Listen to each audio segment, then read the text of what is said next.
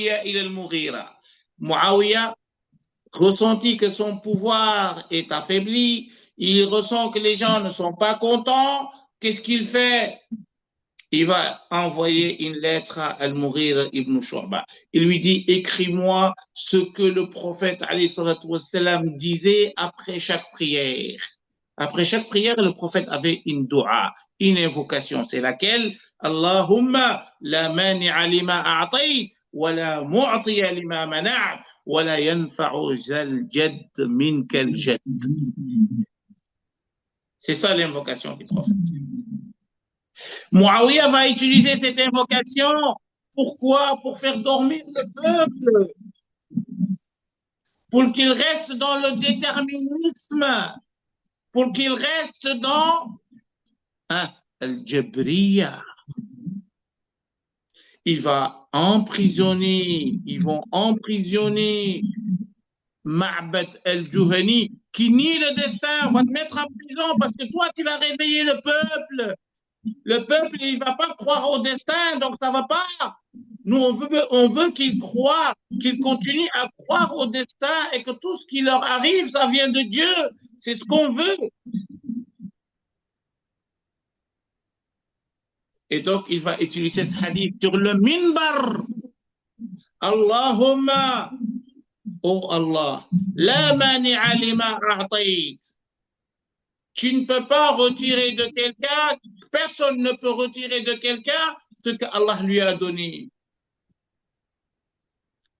Et tu ne peux pas, et personne ne peut priver, personne ne peut avoir ce que Allah lui a retiré. C'est ça l'invocation. Personne ne peut te retirer ce que tu as donné et personne ne peut donner à quelqu'un ce que Allah lui a retiré. C'est ça l'invocation. Et Muawiyah sur le minbar a demandé aux imams de dire quoi? Qu'est-ce qu'ils disent? Ils disent, oh Allah, quoi? Tu ne peux pas, personne ne peut retirer quelque chose que Allah lui a donné. Et il rajoute, Allah a retiré le pouvoir de la famille du prophète et il me l'a donné.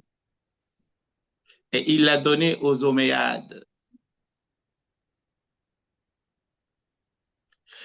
Et donc, il nous a donné le pouvoir et donc personne ne peut nous le retirer.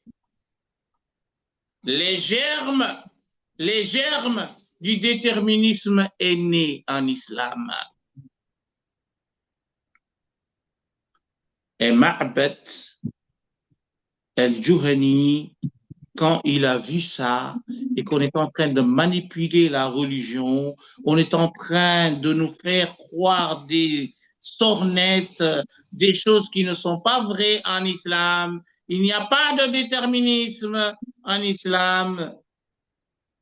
Il s'est levé, il a dit non, on n'est pas d'accord. Dieu ne sait pas ce qui s'est passé avant. Il a commis une faute.